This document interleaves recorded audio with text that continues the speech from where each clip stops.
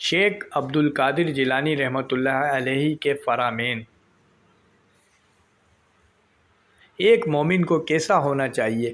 محبت الہی کا تقاضا ہے کہ تو اپنی نگاہوں کو اللہ کی رحمت کی طرف لگا دے اور کسی کی طرف نگاہ نہ ہو، یوں کہ اندھوں کی طرح ہو جائے۔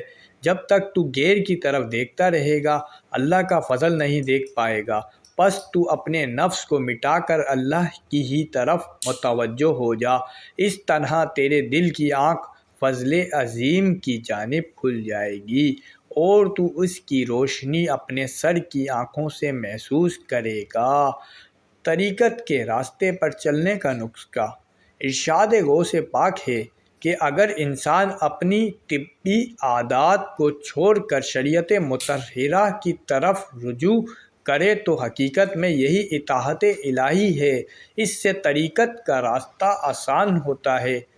دنیا کو دل سے نکال دو۔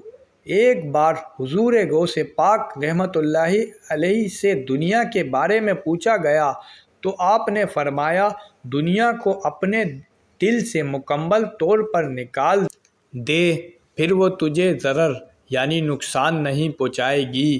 اے اللہ، ہمیں حضور سیدنا غوث پاک رحمۃ اللہ علیہ کے اقوال کو سمجھنے اور ان پر عمل کرنے کی توفیق عطا فرما اور ہمارے دلوں میں غوث پاک کی محبت کو مزید پختہ فرما دے۔ آمین یا رب العالمین۔